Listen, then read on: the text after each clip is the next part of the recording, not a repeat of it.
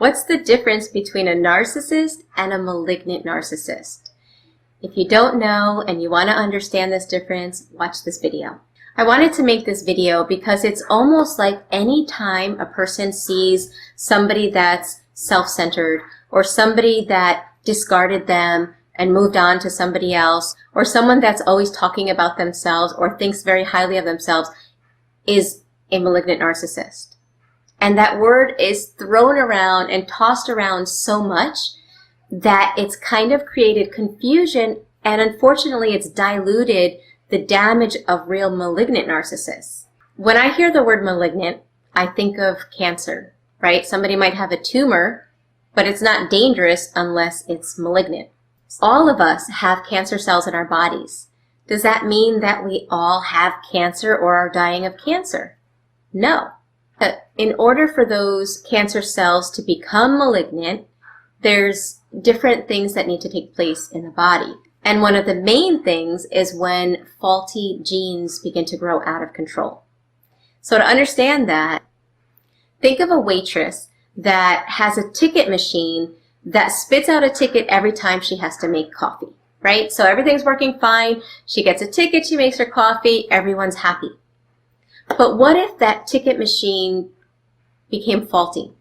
And now it's just spitting out ticket after ticket, and she's making more and more coffee, and there's an overabundance of coffee, not enough people to drink it, everything goes wrong, everything gets chaotic. Okay, it's a simple illustration. But that ticket machine is like our cells. When they become faulty, and they cause excess growth in a faulty cell. That ticket machine is like our DNA. And the ticket is the signal to tell the cell to grow. If it's faulty, the overabundant growth of the cells results in chaos. The cell growth becomes out of control and eventually results in the formation of a tumor, which can become malignant. Okay, I'm not a scientist. I'm not going to go any deeper into that.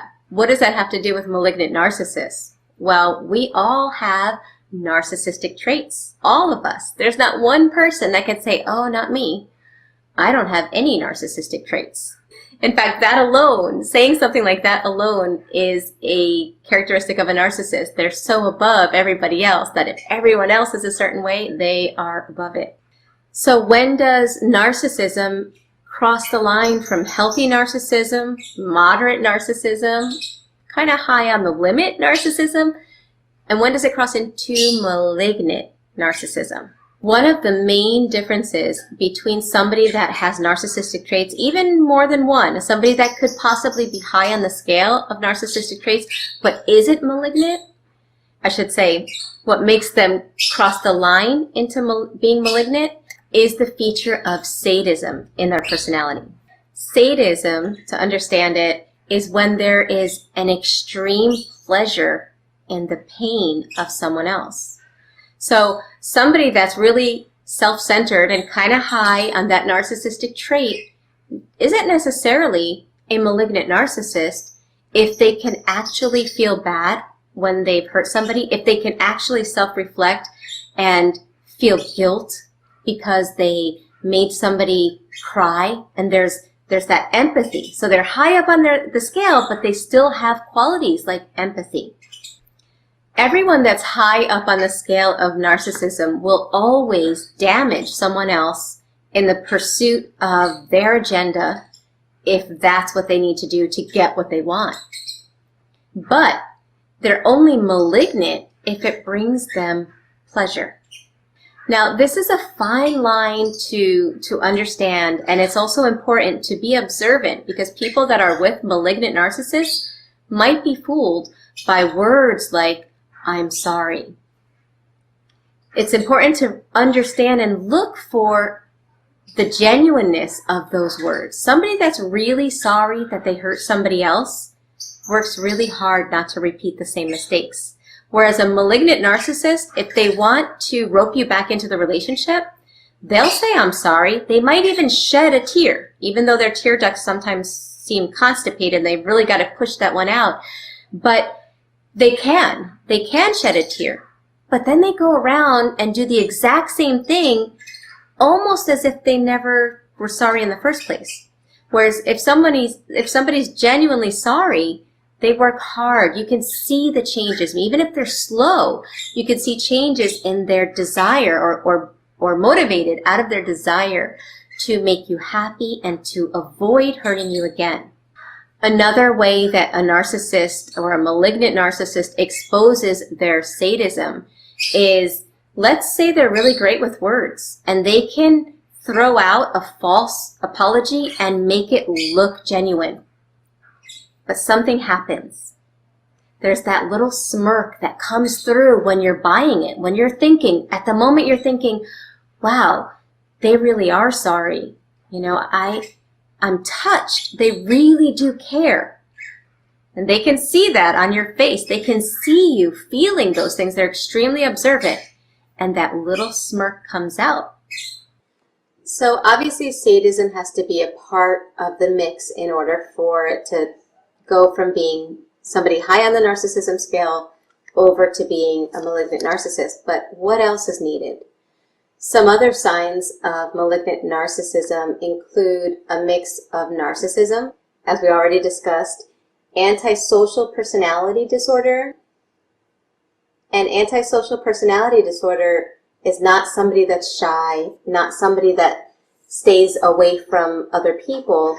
It's not a vulnerable narcissist, but it's anti, meaning against, and social, meaning against the social norms. In other words, somebody that thinks they're above the law, somebody that thinks that they're above the way society is run, okay? So it's the mix of narcissism, antisocial personality disorder, aggression, and sadism. It's that combination, that cocktail, that is what makes it become a malignant, is what makes it become malignant narcissism.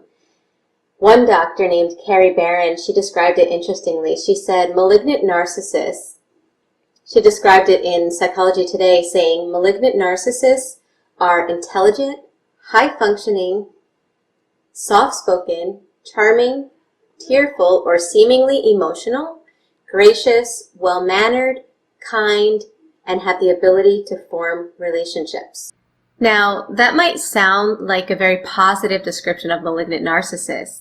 The thing is that just like cancer, you normally can't tell that you have cancer until it's, or not normally, but often until it's too late. You might be in stage 3 or stage 4, and then it's full blown, and then it's obvious. But the beginning stages are hard to identify. It's the same thing with a malignant narcissist.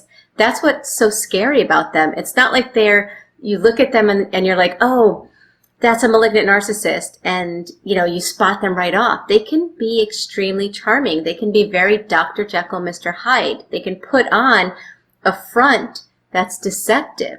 That's their whole thing. They're expert manipulators, and that's how they get people to become victims, because you don't notice right away. But she does go on to clarify, and she continues with her description saying, the combination of subtle paranoia, lack of conscience, and sadism in malignant narcissists is what renders these individuals scary, dangerous, and ruthless. But their external image is a trap, okay?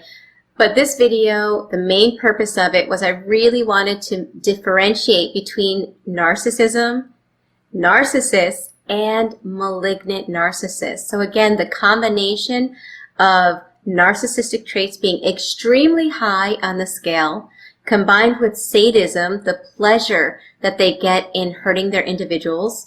I spoke about ways that you can notice that pleasure when they try to act like it doesn't please them, but there's clues that you can get that prove what they really feel when they're hurting their family or friends. And antisocial personality traits that include not following social norms, not feeling that they need to apply the rules to themselves also, lacking a conscience, being aggressive, and as that doctor mentioned, that paranoia that they feel that everyone's out to get them or everything you do is a slight against them. That cocktail of things is what makes the difference between a narcissist and a malignant narcissist.